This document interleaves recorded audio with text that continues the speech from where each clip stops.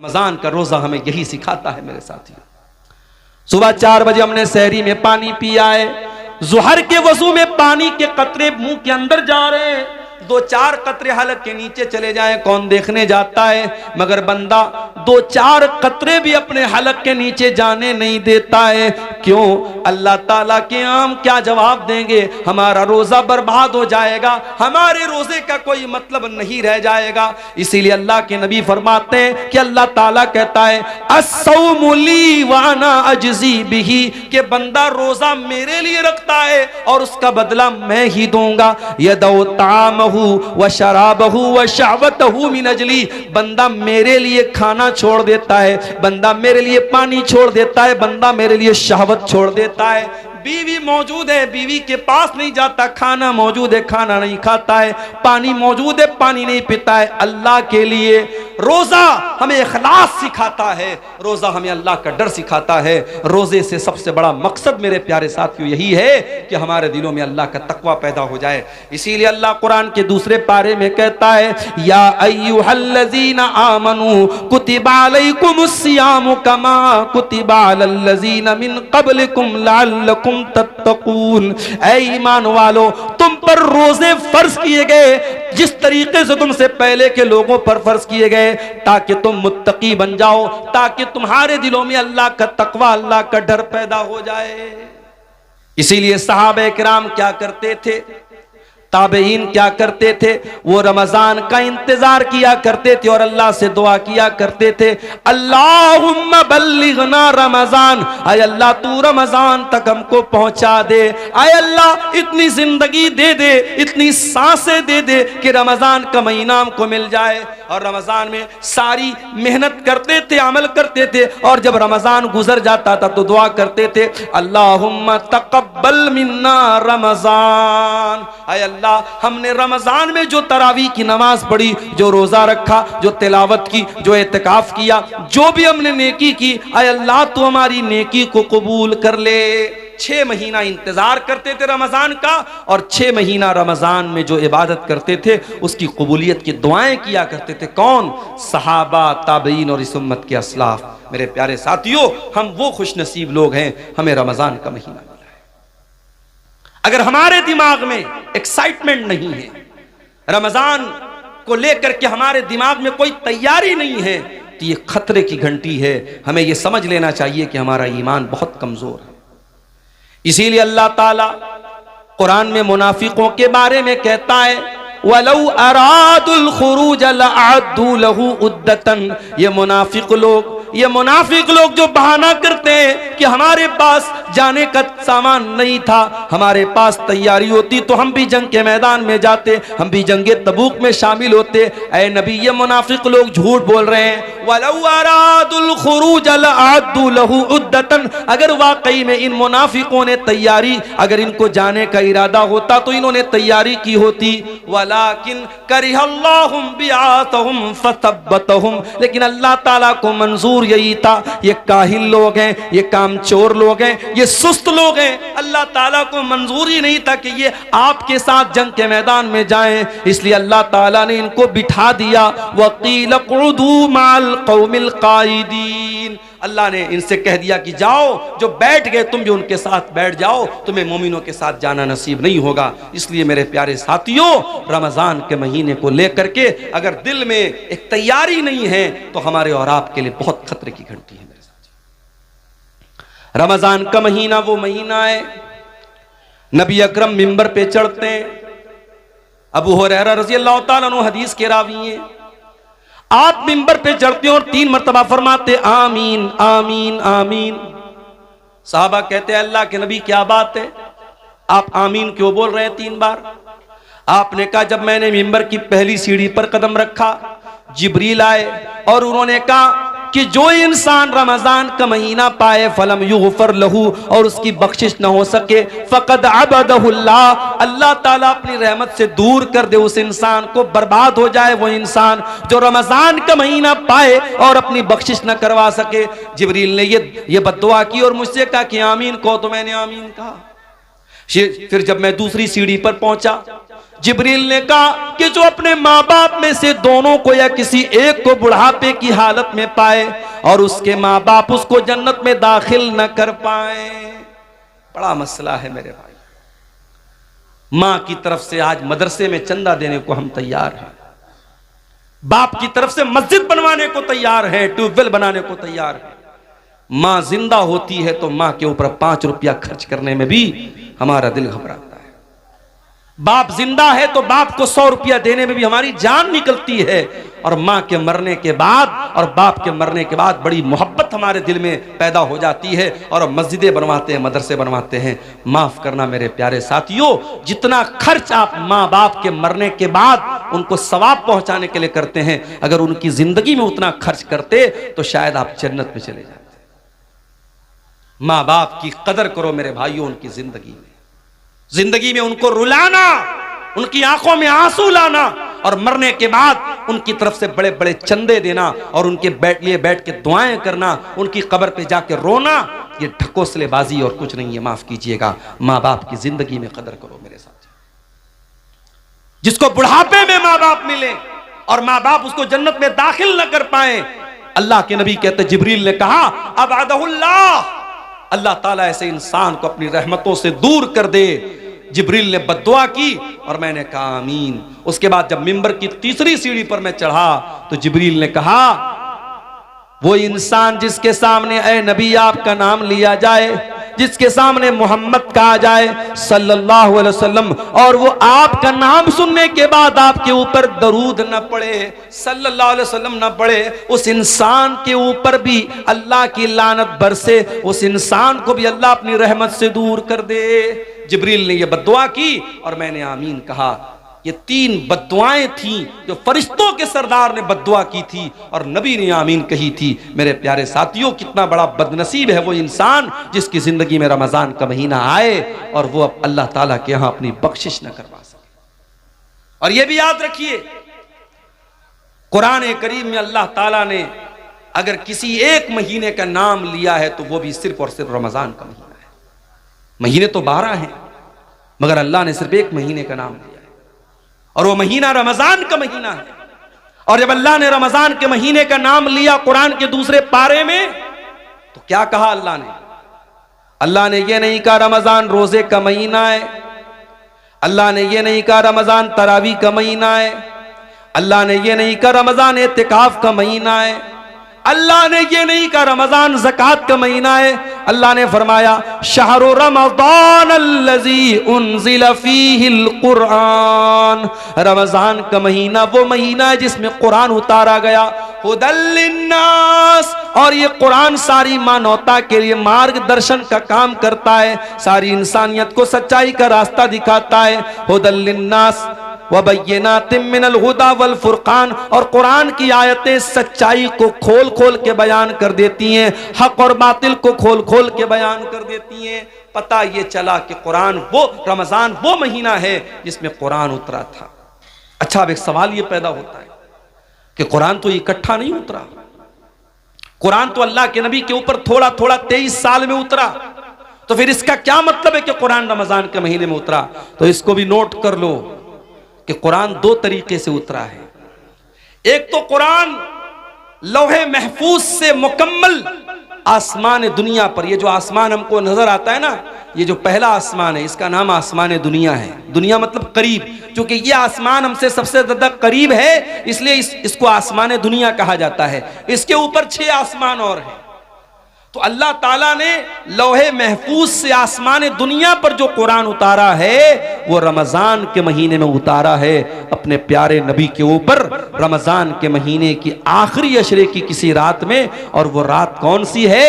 ये वही रात है जिसको लैलतुल क़द्र कहा गया और जिसके बारे में अल्लाह ने कुरान की सूरत नाजिल की, इन्ना अंज़लनाहु फी लैलतिल क़द्र वमा अदराका मा लैलतुल क़द्र लैलतुल क़द्र खैरुम मिन अल्फि शहर। ऐ मेरे नबी, इस कुरान को हमने लैलतुल क़द्र में उतारा है और आप क्या जाने के लैलतुल क़द्र क्या है? लैलतुल क़द्र खैरुम मिन अल्फि शहर, लैलतुल क़द्र तो 1000 महीने से बेहतर है।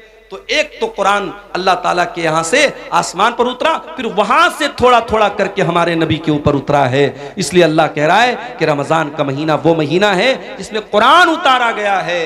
और आज अफसोस की बात है, हमारा वो नौजवान जो 24 घंटे में हजारों बार मोबाइल खोलता है कि व्हाट्सएप पर किसका मैसेज आया, इंस्टा पर किसका मैसेज आया, फेसबुक की पोस्ट को कितने लोगों ने लाइक कर लिया, और इंस्टाग्राम के फोटो को कितने लोगों ने लाइक कर लिया, व्हाट्सएप के स्टेटस को कितने लोगों ने देख लिया। एक एक मैसेज को पढ़ता है, एक एक लाइक को देखता है। लोगों के लाइक की इतनी परवाह करने वाला इंसान, शायद इतनी मर्तबा तूने कुरान को पढ़ा होता तो अल्लाह तुझे लाइक कर देता। अगर तूने कुरान से इतना ताल्लुक जोड़ा होता तो अल्लाह की नजर में तू पसंदीदा हो जाता। मेरे प्यारे साथियों, आप जिससे मोहब्बत करते हैं उसके मैसेज का इंतजार करते हैं। अगर आप अब्दुल गफ्फार साहब से मोहब्बत करते हैं और आपने उनको मैसेज किया है और आपके मैसेज को उन्होंने ओपन तक नहीं किया, खोला तक नहीं, और आपसे 1 साल के बाद अब्दुल गफ्फार साहब मिले और कहा कि अरे यार क्या हाल चाल है, दोस्ती का आपको जो है दम भरने की कोशिश की और दोस्ती का नाम लिया, तो आप गुस्से में कहेंगे कि अरे भाई जाओ, आप तो इतने बड़े इंसान हैं कि आपने मेरा मैसेज तक खोल के नहीं देखा, आप क्या दोस्ती की बात करते हैं। दुनिया में हम देखते हैं कि दोस्त का मैसेज आता है तो ऐसा नहीं हो सकता कि हम दोस्त भी माने और उसका मैसेज इग्नोर कर दें। मेरे प्यारे साथियों, अल्लाह का कलाम और अल्लाह का मैसेज है ये कुरान, और ये कुरान आज हमारे घरों में गर्द खा रहा है, धूल और मिट्टी खा रहा है। कुरान रखा हुआ है रेशम के कपड़े में लपेटकर, उस कुरान को कभी खोलने की हम कोशिश तक नहीं करते। मेरे प्यारे साथियों, यही वजह है कि हमारे दिल कठोर से कठोर होते चले जा रहे हैं। हमारे दिलों पर ताले लगे हुए हैं। दिल के ताले को अगर खोलना है तो कुरान से अपना ताल्लुक जोड़ लो। मेरे प्यारे साथियों, कुरान कहता फला यतदब्बरूनल कुरान माला कुलूबिन अक़फ़ालुहा, तुम कुरान के ऊपर गौर क्यों नहीं करते? कहीं ऐसा तो नहीं तुम्हारे दिलों के ऊपर ताले लगे हुए हैं? कहीं ऐसा तो नहीं कि तुम्हारे दिल लॉक हो चुके? तुम्हारे दिल का पासवर्ड कुरान है, तुम्हारे दिल का पैटर्न कोड कुरान है, तुम्हारे दिल के लॉक को अनलॉक करने का तरीका कुरान के अंदर गौर करना है। जब तुम कुरान के ऊपर गौर करोगे तो तुम्हारे दिल का लॉक खुल जाएगा। हमारे दिल की क्या हैसियत है? कुरान तो वो किताब है, अल्लाह कहता है लौ अंज़लना हाज़ल कुरान अला जबलिन, इस कुरान को हमने किसी पहाड़ के ऊपर भी उतारा होता, लरअयतहु खाशिअम मुतसद्दिया, तो तुम देखते कि पहाड़ भी अल्लाह के खौफ से रेजा रेजा हो जाता। तरावी पढ़ाने वाले को कितना पैसा देते हो? बाज़ जगहों पर तो साहब मसला लोग पूछते हैं, मौलवी साहब तरावी पढ़ाने वाले को पैसा देना जायज है क्या? अच्छा, मतलब तुम ये पूछ रहे हो कि तरावी पढ़ाने वाले को पैसा देना जायज है कि नहीं? वो बेचारा पूरे महीने खड़ा होकर के तरावी की नमाज में कुरान पढ़ा रहा और तुम उसको चंद पैसे देते हो तो मसला पूछ रहे हो कि पैसा देना जायज है कि नहीं? शर्म आनी चाहिए और चुल्लू भर पानी में डूब मरना चाहिए। फ्री है। झाड़ू लगाने वाला भी आपके मोहल्ले में आता है तो उसकी तनख्वाह लेता है। ऐ मुसलमान, तूने सबसे हकीर समझा है तो कुरान को समझा है। कुरान पढ़ने पढ़ाने वाले का उसने पैसा मांग लिया तो जान निकलती है तेरी। पिछले साल एक न्यूज मैंने पढ़ी थी, गुजरात में अहमदाबाद में एक हाफिज साहब ने तरावी की नमाज पढ़ाई थी। उनको वहां की जो मस्जिद के मुसल्लियान थे, किसी ने खुश होकर के 4 व्हीलर दे दी थी। 4 व्हीलर की चाबी के साथ हाफिज साहब का फोटो आया था। हमारे यहाँ तो लोग सुन करके साहब बेहोश हो जाएंगे, अरे तरावी पढ़ाने वाले को 4 व्हीलर मिल गई। तरावी पढ़ाने वाला, कुरान पढ़ने वाला, कुरान पढ़ाने वाला तुम्हारी नजर में हकीर होगा, मेरे रब की नजर में वो हकीर नहीं है। मेरे प्यारे साथियों, मेरे रब की नजर में कुरान पढ़ाने वाले का इतना ऊंचा मकाम है, नबी की नजर में इतना ऊंचा मकाम है। अल्लाह के नबी फरमाते खैरुकुम मन तअल्लमल कुरान व अल्लमहु, तुम में सबसे बेहतरीन इंसान वो है जो कुरान को पढ़ता है, पढ़ाता है, कुरान को सीखता है, सिखाता है। याद रखो मेरे प्यारे साथियों, आप कब्र में जाएंगे वहां भी ये कुरान आपके काम आएगा। कब्र में सवाल पूछा जाएगा, मुनकर नकीर सवाल पूछेंगे, मन रब्बू का, तेरा रब कौन है? मन नबियों का, तेरे नबी कौन है? माँ दीनों का, तेरा दीन क्या है? 3 सवाल होगा कब्र में, 3 सवाल होगा। और माफ करना, इन तीनों सवालों का जवाब मैथमेटिक्स की किताबों में नहीं मिलेगा, साइंस और जियोग्राफी की किताबों में नहीं मिलेगा, हिस्ट्री की किताबों में नहीं मिलेगा, भूगोल की किताबों में नहीं मिलेगा। इन तीनों सवालों का जवाब कहां मिलेगा? जब मोमिन सही जवाब देगा मेरा रब अल्लाह है, मेरे नबी मोहम्मद सल्लल्लाहु अलैहि वसल्लम है, मेरा दीन इस्लाम है, तो फरिश्ता पूछेगा वमा युद्री का, तुझे इन तीनों सवालों का जवाब कैसे पता चला? तो बंदा कहेगा करा तो किताब अल्लाह फ़आमनतु बिही वसद्दक़तु, मैंने कुरान को पढ़ा था, मैं कुरान पर ईमान लाया था, मैंने कुरान को सच माना था, कुरान के जरिए मुझे इन तीनों सवालों का जवाब मिला है। मेरे प्यारे साथियों, ये कुरान कब्र में भी आपके काम आएगा। औलाद के लिए मेहनत करने वालों, अपनी औलाद को सुख देने के लिए हराम की जायदाद पर कब्जा करने वालों, दूसरों की जमीन हड़पने वालों, सूद और ब्याज का पैसा अपने घर में ला करके अपनी औलाद को पालने वालों, तुम भी कान खोल करके सुन लो, कयामत के दिन ये औलाद भी तुम्हारे काम नहीं आएगी, औलाद भी काम नहीं आएगी। कुरान कहता है यौम यफिरुल मरउ मिन अखी व उम्मिही व अबी व साहिबतिही व बनी, कयामत के दिन इंसान अपनी माँ को देख करके भागेगा, अपने बाप को देख करके भागेगा, अपनी बीवी को छोड़ करके भागेगा, अपने भाई को छोड़ करके भागेगा, अपनी बीवी बच्चों को छोड़ करके भागेगा, अपनी औलाद को छोड़ करके भागेगा। क्यों भागेगा? लिकुल्लि इम्रिइन मिनहुम यौमइज़िन शानु युग़नी, इसलिए कि कयामत के दिन किसी के पास इतनी फुर्सत नहीं होगी कि वो दूसरे का हाल चाल ले। कयामत के दिन तो नफ्सी नफ्सी का आलम होगा, हर इंसान को अपनी पड़ी होगी, वहां औलाद भी आपके काम नहीं आएगी। लेकिन एक चीज कयामत के दिन भी काम आएगी। कौन सी चीज? अल्लाह के नबी फरमाते हैं इक़राउल कुरान, ओ लोगो कुरान पढ़ा करो, फ़इन्नहु याती यौमल क़ियामति शफ़ीउन लिअस्हाबिही, इसलिए कि कयामत के दिन कुरान आएगा, तुम्हारे हक में सिफारिश करेगा, कुरान तुम्हारे लिए लड़ेगा अल्लाह की बारगाह में और कहेगा अल्लाह, जब दुनिया रात में सोया करती थी तेरा ये बंदा रात में कुरान पढ़ा करता था, जब दुनिया दिन में काम और धंधे में लगी रहती थी ये बंदा खाली टाइम में कुरान पढ़ा करता था, कुरान आपके लिए लड़ेगा और कुरान आपके लिए हुज्जत बनेगा, दलील बनेगा कयामत के दिन। रमजान का महीना कुरान का महीना है मेरे साथ, कोशिश करो। मैं ये नहीं कहता कि आप इतना कुरान खत्म कर लो, मैं ये नहीं कहता कि आप डेली एक कुरान खत्म कर लो, वो सबके बस की बात नहीं। उलमा ने यह भी लिखा है 3 दिन से कम टाइम में कुरान खत्म करना मना है, मगर रमजान का महीना या और कोई ऐसा टाइम जिसमें ज्यादा नेकी करने का हुक्म दिया गया है उसमें आपको मना नहीं है। उसमें आप अगर चाहे तो रमजान में डेली आप एक कुरान खत्म कर सकते, बल्कि बाज़ उलमा बाज़ अइम्मा से साबित है कि वो रमजान में डेली एक कुरान खत्म करते थे। आम दिनों में मना है कि 3 दिन से कम टाइम में कुरान खत्म ना किया जाए, ताकि बहुत जल्दी जल्दी कुरान ना पढ़ा जाए, कुरान को समझ के पढ़ा जाए। मगर रमजान के महीने में आप जितनी स्पीड के साथ और जितना ज्यादा कुरान पढ़ें कोई हर्ज की बात नहीं। आप तिलावत सही करें, अच्छे अंदाज में करें, जल्दबाजी के चक्कर में कुरान का माना और मतलब ना खराब करें। लेकिन अगर आप जितना भी पढ़ सकते हैं कुरान ज़्यादा ज़्यादा पढ़ें। मैं एक आपको तरीका बताता हूँ। हमारे यहाँ जो वो कुरान होता है हाफिजी कुरान, जिसमें से हमारे हाफिज लोग कुरान देख करके याद करते हैं। अगर आप उस कुरान को अपने सामने रखें, उसमें एक पारे में 20 पेज होते हैं।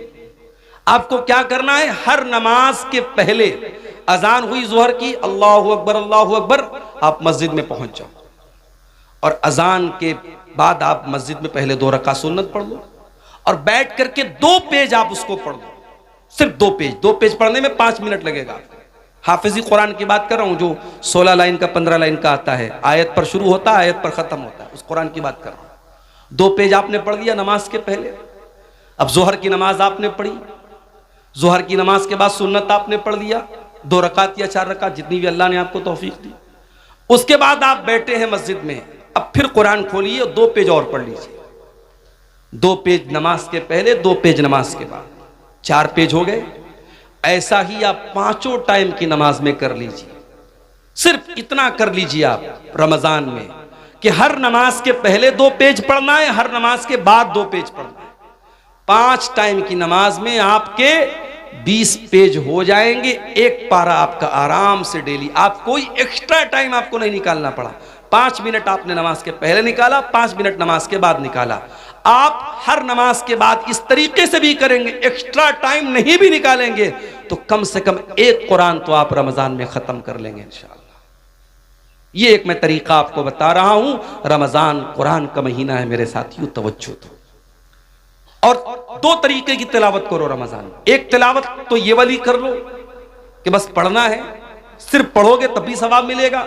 और एक तिलावत और करो कि समझ करके पढ़ना है। अल्हम्दुलिल्लाहि रब्बिल आलमीन। अब ये आयत आपने पढ़ी, अब नीचे तर्जमा पढ़ लो। तमाम तारीफें अल्लाह के लिए हैं जो सारे जहान का रब है। फिर हो सके तो कोई तफसीर पढ़ लो, तफसीर इब्ने कसीर आती है उर्दू में, वो देख लो। अहसनुल बयान उर्दू की बहुत अच्छी तफसीर है, उसको देख लो। अगर कोई किताब नहीं पढ़ सकते, मोबाइल पर ऐप आता है तफसीर का, अहसनुल बयान का ऐप भी आता है, ऐप से पढ़ लो। धीरे धीरे एक एक आयत की तफसीर जितना टाइम निकाल सकते हो पढ़ो।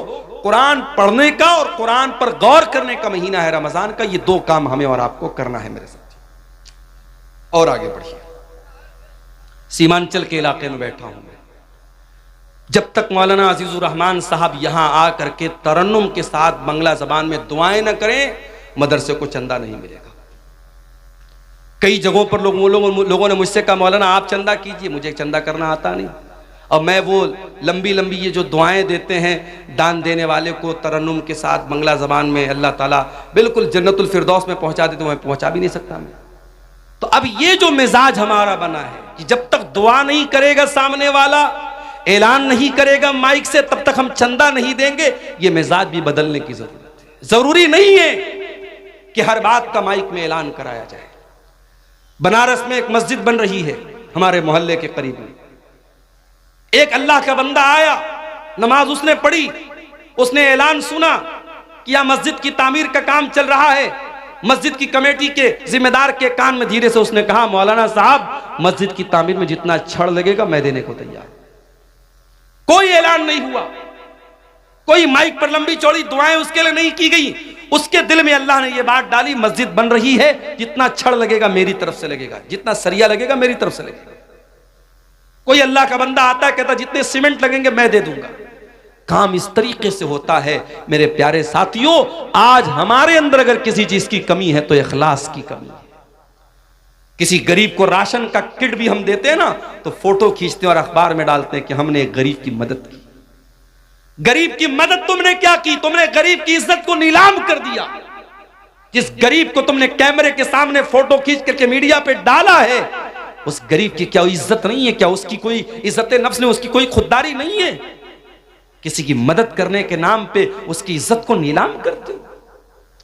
किसी जमाने में मुहावरा तक कहावत थी, नेकी कर दरिया में डाल। अब कहावत बदल गई, अब नेकी कर फेसबुक पर डाल, नेकी कर यूट्यूब पर डाल, नेकी कर स्टेटस पे डाल। अब तो साहब खाने काबा का तवाफ भी हो रहा तो वहां भी सेल्फी ले रहे हैं। अब एक ही चीज की सेल्फी बची है, अब्बा मर जाएं तो उनकी लाश के साथ भी सेल्फी ले जाए। अब वो भी लोग लेना शुरू कर दिए हैं, अपने मरे हुए बाप के साथ भी लोग सेल्फी ले रहे हैं। अल्लाह माफ करे हम सब। नुमाइश का दौर है, शोहरत का दौर है, रियाकारी का दौर है। रमजान का महीना हमें ये सबक भी सिखाता है मेरे साथियों कि कुछ इबादतें ऐसी भी होनी चाहिए जो हमारे और अल्लाह के बीच में होनी चाहिए। और रोजा ऐसी ही एक इबादत है।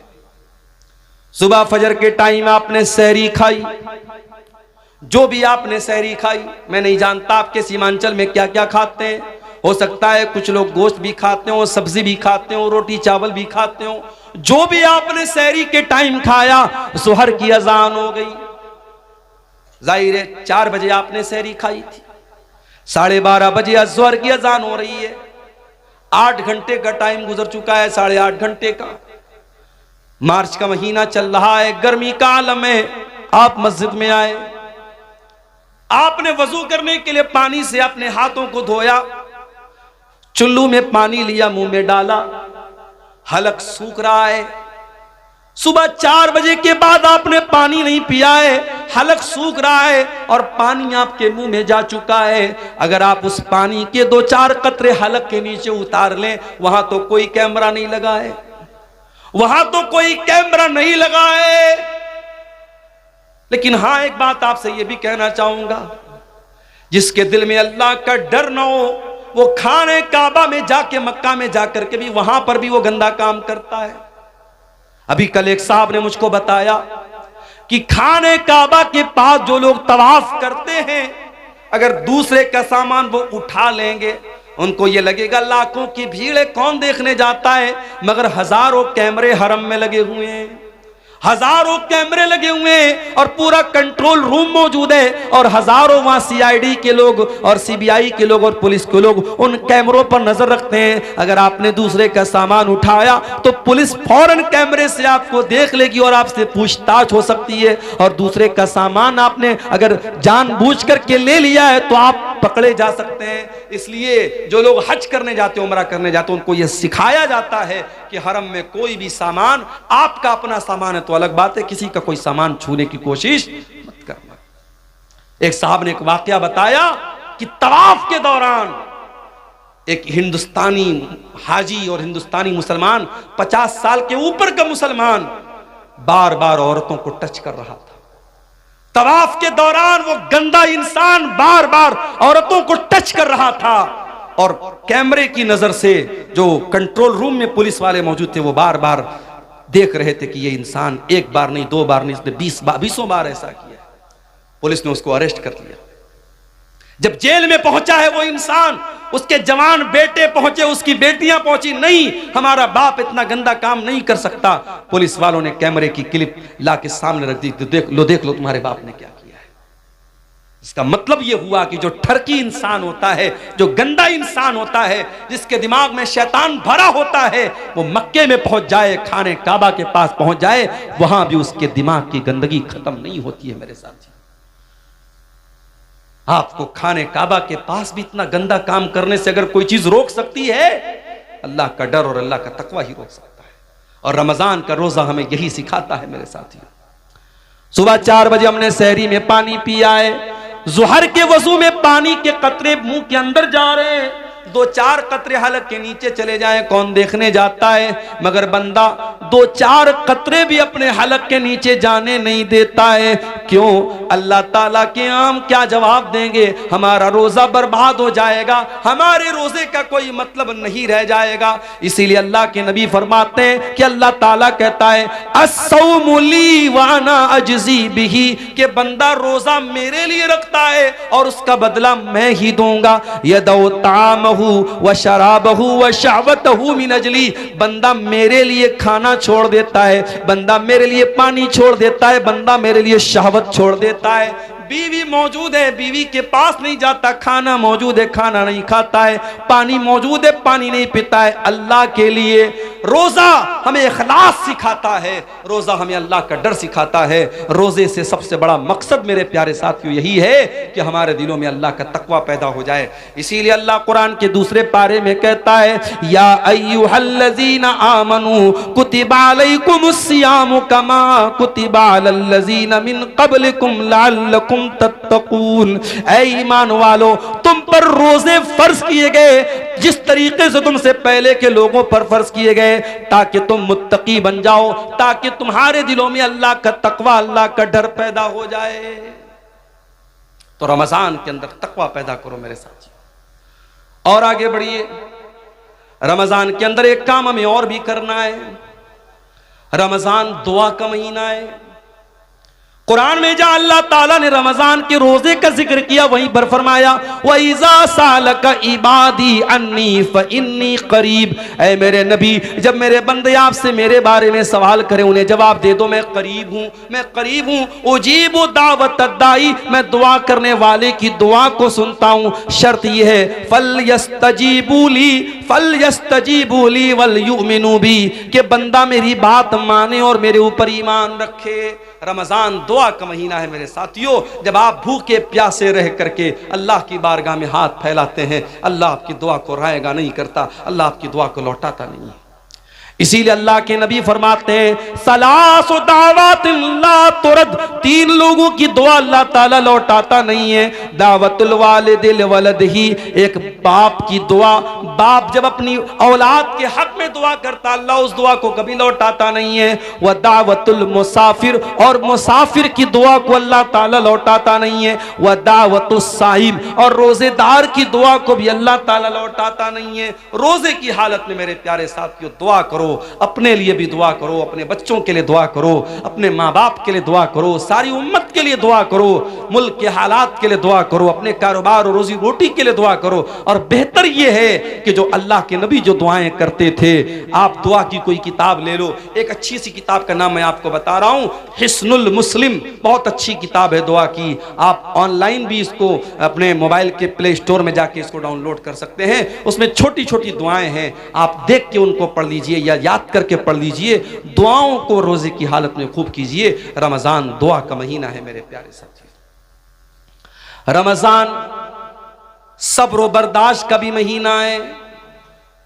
आप रोजे की हालत में एक इंसान आपके पास आता है, गाली दे देता है आपको, बुरा भला कह देता है आपको, आप सुबह से कुछ खाए नहीं है, भूखे हैं। और जब इंसान भूखा रहता है तो उसका पारा और हाई हो जाता है, उसका बीपी और बढ़ जाता है, उसको और ज्यादा गुस्सा आने लगता है।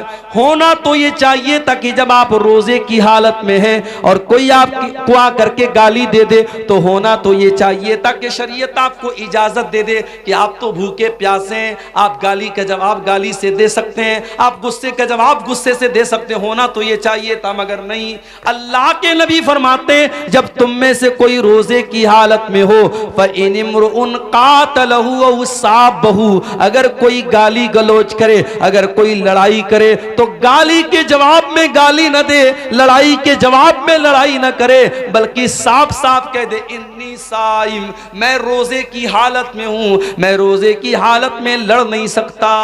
ओ लोगों जो रोजे की हालत में गाली गलोच करते हो, ओ लोगों जो रोजे की हालत में लोगों से लड़ाई झगड़े करते हो, खबरदार खबरदार, तुमने रोजे का मतलब ही नहीं समझा। रोजा सिर्फ खाने से रुकने का नाम नहीं, पानी से रुकने का नाम नहीं। अल्लाह के नबी फरमाते हैं, मल्लम यदा कौल ज़ूर वल अमल बिही, जो झूठी बात को अपनी जबान से निकालता है और झूठी बात पर अमल करता है, फलैसा लिल्लाहि हाजतुन, तो अल्लाह को कोई जरूरत नहीं कि वो अपना खाना छोड़ दे, पानी छोड़ दे। रोजे की हालत में कंट्रोल करो अपने आप को। रोजा हमें कंट्रोल करना सिखाता है।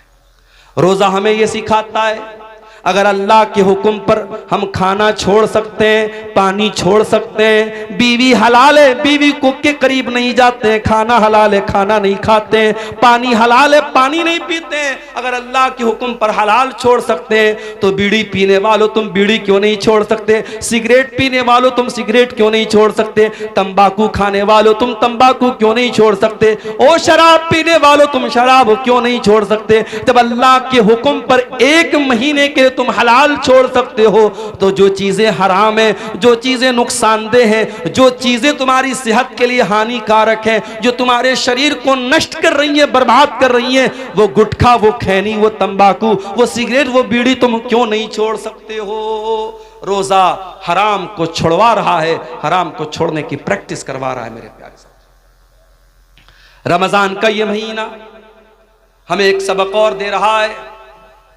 कभी आपने गौर किया, ज़कात हम रमजान ही में क्यों निकालते हैं? सारे मदरसे वाले अपने चंदा करने के लिए सफीरों को रमजान में ही क्यों भेजते हैं? 90% पूरी दुनिया के मुसलमान रमजान में ज़कात क्यों निकालते हैं? क्योंकि रमजान का महीना सखावत का महीना है, दान करने का महीना है, अल्लाह की राह में देने का महीना है। हजरत अब्दुल्ला बिन अब्बास कहते हैं कि अल्लाह के प्यारे नबी सबसे ज्यादा सखावत किया करते थे, और जब रमजान का महीना आता था और अल्लाह के प्यारे नबी जिब्रील से मिलकर के कुरान पढ़ा करते थे, कुरान का दौर किया करते थे, तो आपकी सखावत और बढ़ जाती थी। आप तेज चलने वाली आंधी से भी ज्यादा सखावत करते थे। रमजान में सखावत करो मेरे साथियों।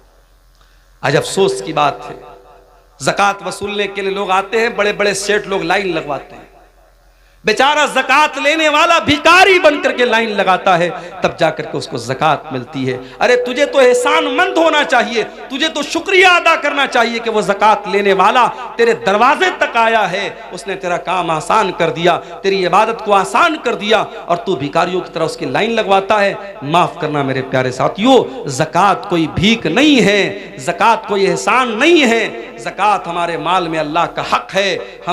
हम जो माल कमाते हैं उस माल की, हमारे माल पर 2.5% जो ज़कात हम देते हैं वो माल में अल्लाह का हक है। और रमज़ान में हमें कोशिश ये करनी चाहिए कि अपने माल की ज़कात हम निकाल दें और ज़कात के अलावा भी हम सदका खैरात करें, क्योंकि हमारे प्यारे नबी सल्लल्लाहु अलैहि वसल्लम इस महीने में कसरत से सदका और खैरात किया करते थे।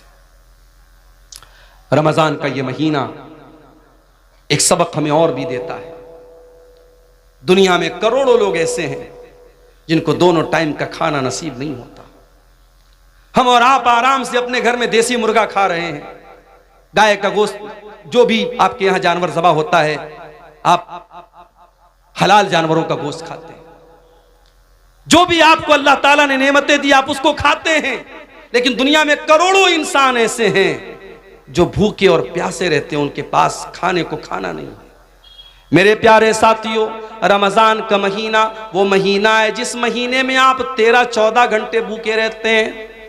अमीर को भी भूखा रहना है, गरीब को भी रहना है, करोड़पति को भी रहना है और एक सामान्य आदमी को भी रहना है। ये रमज़ान में भूखे रह करके आपको ये सबक सिखाया जाता है कि ऐ मेरे बंदो, तुम तो अपनी मर्जी से भूखे हो, तुम्हारे पास खाना है तब भी तुम नहीं खाते हो, तुम्हारे पास पीने को चीजें तब भी तुम नहीं पीते हो। इस दुनिया में करोड़ों लोग ऐसे हैं जो मजबूरी की वजह से भूखे रहते हैं, उनके पास कोई चीज नहीं कि वो खा सके, वो बेचारे न खाने को कुछ है न पानी को कुछ है।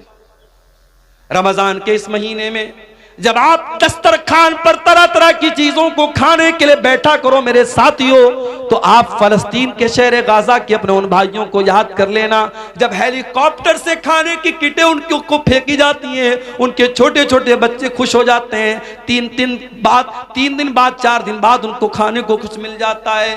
मेरे प्यारे साथियों, वो भी तो आपके मुसलमान भाई हैं, वो भी तो आपके कलमा गो भाई हैं, इसी धरती पर रहते हैं। उनके घरों को तबाह कर दिया गया, उनके कारोबारों को बर्बाद कर दिया गया, उनकी दुकानों पर बुलडोजर चला दिया गया। उन अपने गरीब और मजबूर भाइयों को याद करने का महीना है रमजान का महीना। उन भूखों की भूख का एहसास हमको दिलाता है और ये एहसास होता है कि अल्लाह हम तो अपनी मर्जी से भूखे हैं, ये तो बेचारे मजबूरी में भूखे हैं। उन भूखों को खाना खिलाने की फिक्र करने का जज्बा रमजान हमारे अंदर पैदा करता है। इसीलिए अल्लाह के प्यारे नबी ने रमजान के महीने में रोजेदार को इफ्तार कराने की बहुत फजीलत बयान की और आपने कहा मन फत्तर साइमन, जो किसी रोजेदार को इफ्तार कराता है तो जितना रोजा रखने वाले को सवाब मिलेगा उतना ही इफ्तार कराने वाले को सवाब मिलेगा। मेरे प्यारे साथियों, रमजान में हमने साउथ इंडिया में देखा कि लोग रात रात भर सहरी खिला रहे हैं, इफ्तार का इंतजाम करा रहे हैं। हरम के अंदर आप कभी रमजान में आपको उम्रा करने का मौका मिले, आप जाके देखिए, कहीं पे बिस्किट बट रहा है, कहीं पे केक बट रहा है, कहीं पे खजूर बट रही है, कहीं पे जमजम बट रहा है। कितने अल्लाह के बंदे करोड़पति लोग हैं, वो लोगों को बांट रहे हैं कि रोजेदारों के इफ्तार में मेरा भी पैसा शामिल हो जाए, रोजेदार के हलक में मेरे भी खाने पीने की चीजें पहुंच जाएं। मेरे प्यारे साथियों, ये जज्बा रमजान हमें अपने अंदर पैदा करने की, हमें जज्बा हमारे अंदर पैदा करता है। और आखिरी बात मेरे प्यारे साथियों, रमजान का महीना हमें अपने अंदर चेंजिंग लाने का सबक देता है। जैसे ही रमजान का महीना आएगा हमारी जिंदगी चेंज हो जाएगी।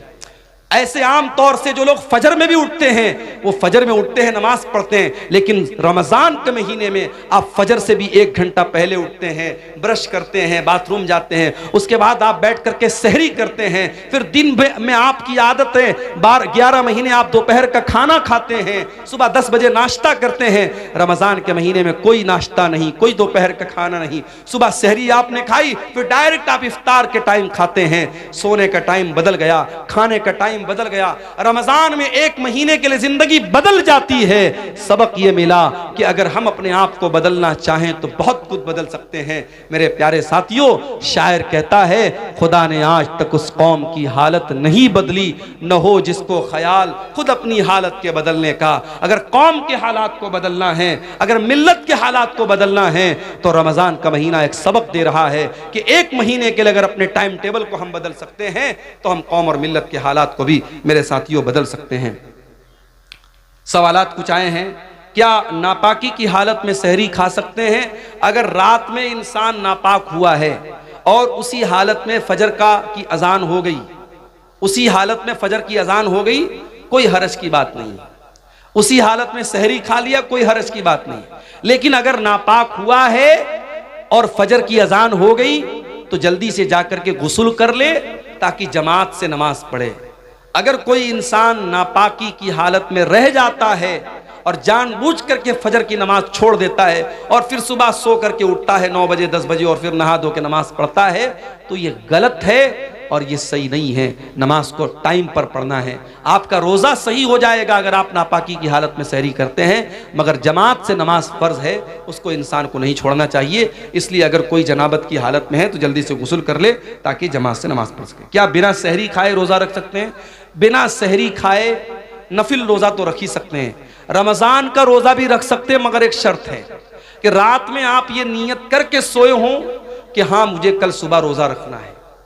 नफिल रोज़े में नियत ज़रूरी नहीं है। नफिल रोज़े में आप फजर के टाइम अगर उठे, अजान हो गई, आपके दिल में इरादा पैदा हुआ कि आज मैं रोज़ा रख लेता हूँ, सहरी नहीं खाई आपने फजर के बाद नियत कर ली, आप नफिल रोज़ा रख सकते हैं। मगर रमज़ान में रात ही में आपको दिल में ये इरादा करना पड़ेगा कि हाँ मुझे कल रोज़ा रखना। अगर ये इरादा करके आप सोए थे और सुबह आपकी नींद नहीं खुल पाई सहरी में, तो बगैर सहरी के भी आपका रोज़ा हो जाएगा।